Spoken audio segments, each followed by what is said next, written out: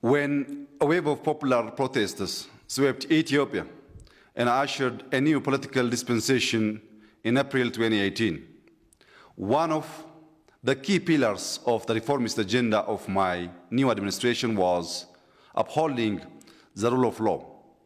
However, a key challenge we faced in this regard from the early days was the organized and highly networked obstruction of justice that was being orchestrated by those who played a leading role in the systemic abuse of human rights and massive corruption. Intent on perpetuating a culture of impunity and restoring the undue privilege they enjoyed in the past, the TPLF old guards have continuously mounted both covert and overt attempts to undermine the people of Ethiopia and our new administration. Behind conflicts that have resulted in the suffering and the deaths of many Ethiopians in the past 2 years, close observers of Ethiopian politics could clearly see the influence of the TPLF clique. They sponsored, trained, and equipped any force that was willing to engage in violent and illegal acts to derail the transition. Their objective was clear: to make the country ungovernable by instigating clashes along ethnic and religious lines, to sow division and discord so that the democratic transition will lose its momentum. In efforts to bring to justice these conflict entrepreneurs, arrest warrants by federal courts were ignored in an open contempt for the rule of law. Fugitives from the law assumed official party and state government positions within the Tigray region, and serial obstruction of justice became the hallmark of the TPLF. For more than 2 years, the federal government opted for maximum restraint, even though it was being criticized by citizens, including by the federal parliament, for not taking more measures to apprehend fugitives from law that were at large in the Tigray region. Unfortunately, the responsible and restrained approach of the federal government was perceived as weakness by the fugitives and their clique. When the general election that was scheduled for this year was postponed to 2021 due to COVID-19 through constitutional interpretation and decision of the House of Federation, the TPLF doubled down on their unconstitutional assertion, and in a blunt violation of the Constitution, TPLF adopted its own illegal electoral law, an illegal electoral commission, and conducted an illegal election in which it won all the seats in the regional council. TPLF's illegal acts did not end there. It also undertook a massive military build-up with the objective of intimidating the Ethiopian people and government.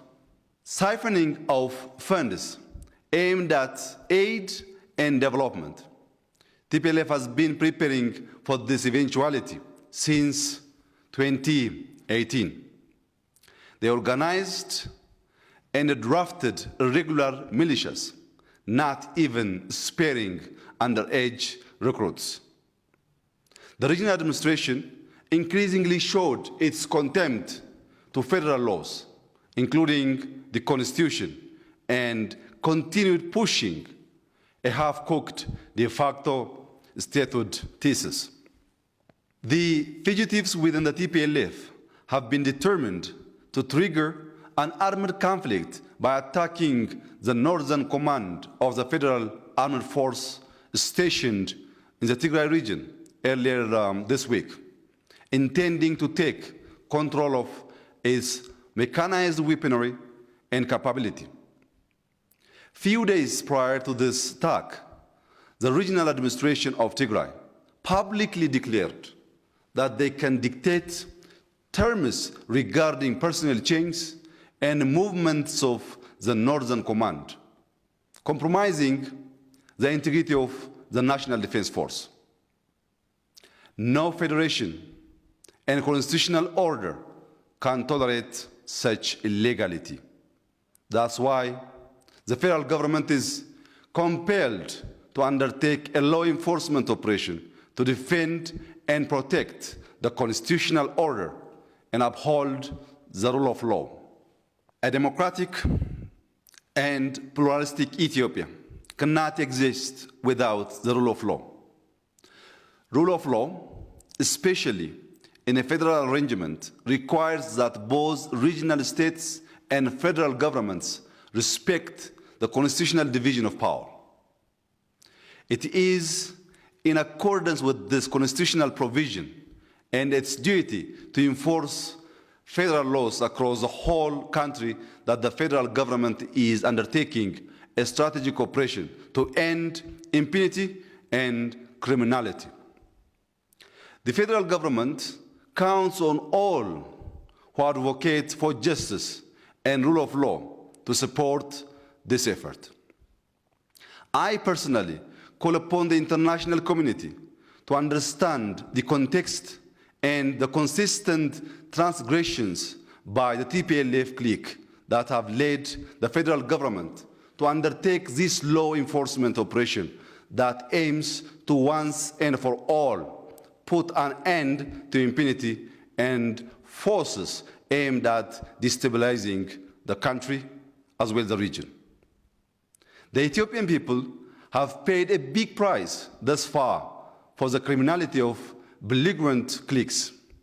Now, we all deserve peace and stability, and this operation aims to end the impunity that has prevailed for years.